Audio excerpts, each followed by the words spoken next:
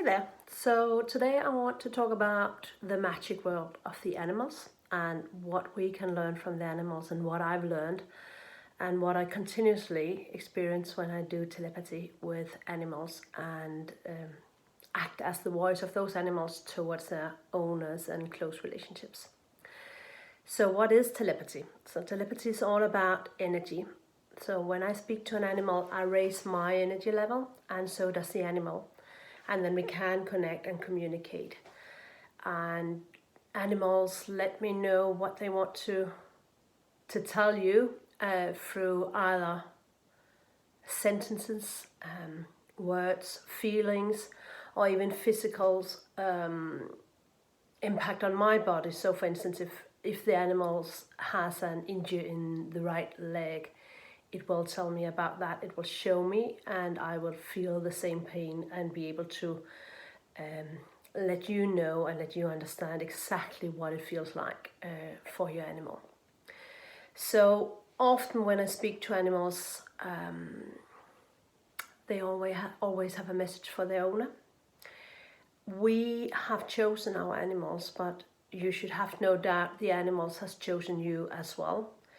And often they have a main purpose, helping you, supporting you on your journey. Whenever you feel like your animal is having a behavioral issue or acting in a way that might not be beneficial for all, it is sometimes because of trauma, history, anxiety, fear, or it can be a way for the animal to try and help you overcome your trauma, your history, or your blockages as well.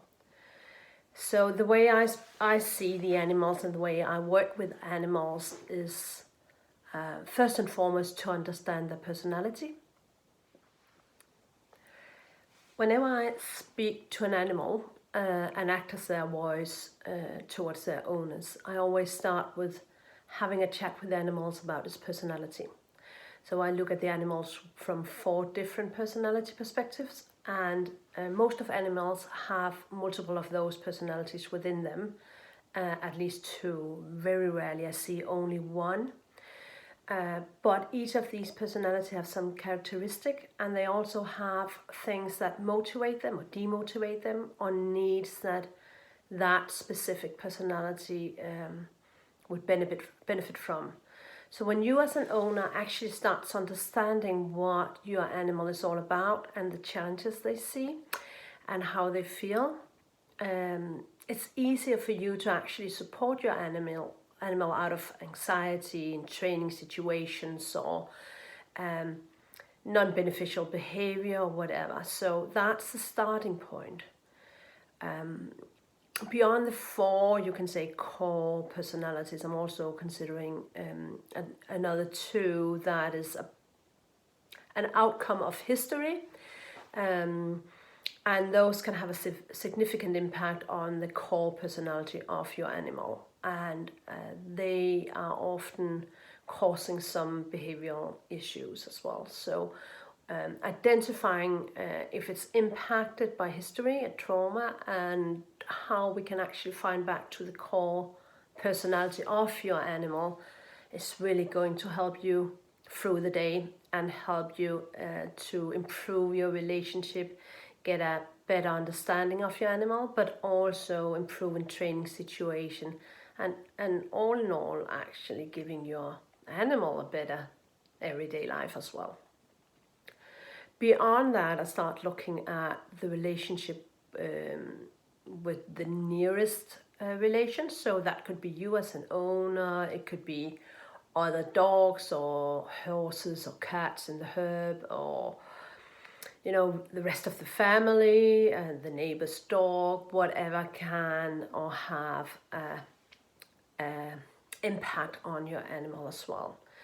So the way the closest relationship is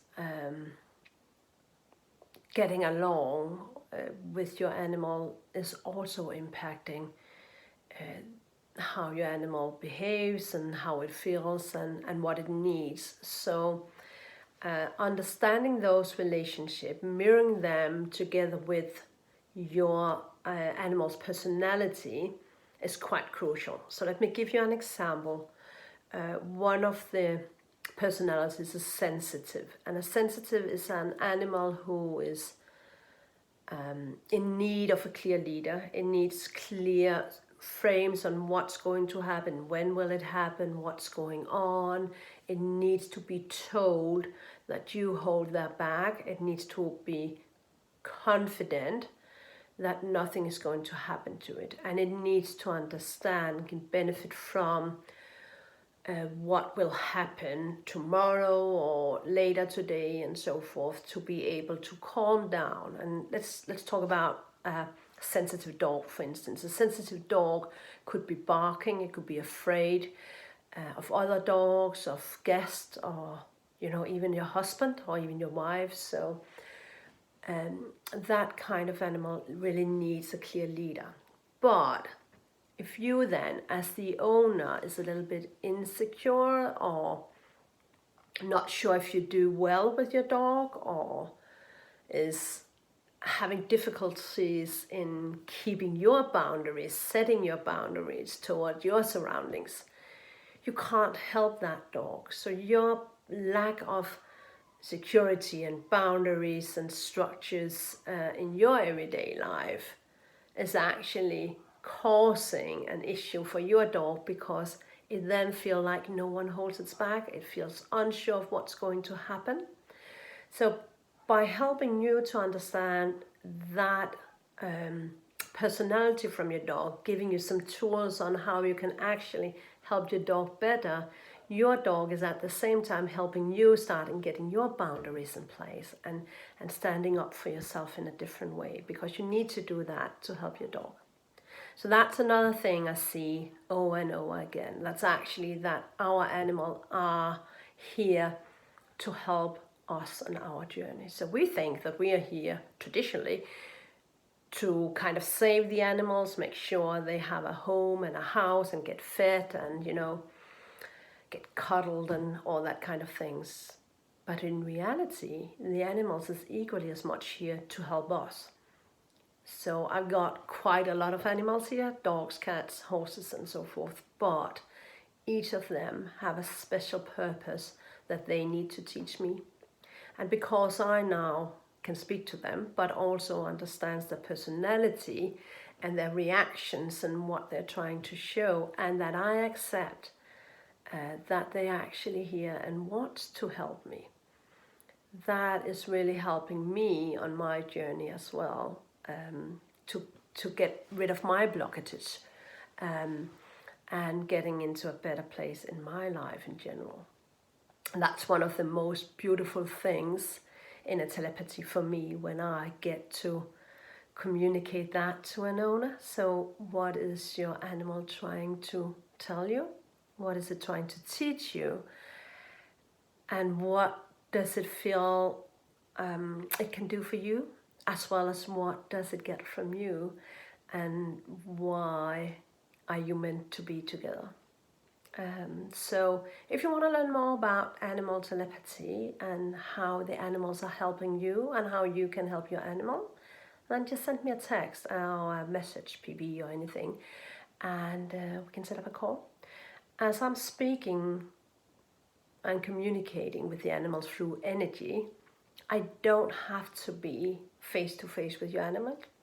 I can do it on Zoom, or I can do it on Teams or whatever. So I think it's important for me though that we are on a call together where you get the ability to actually, and the chance to ask questions during the conversation with your animal.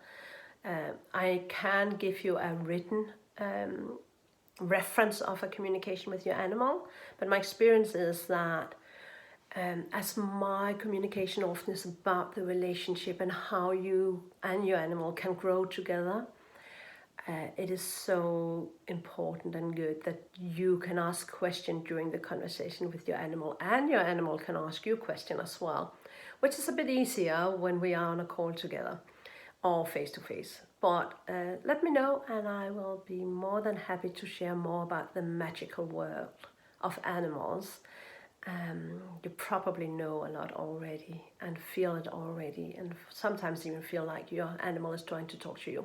I can tell you one thing, they are. So speak to you later. Take care.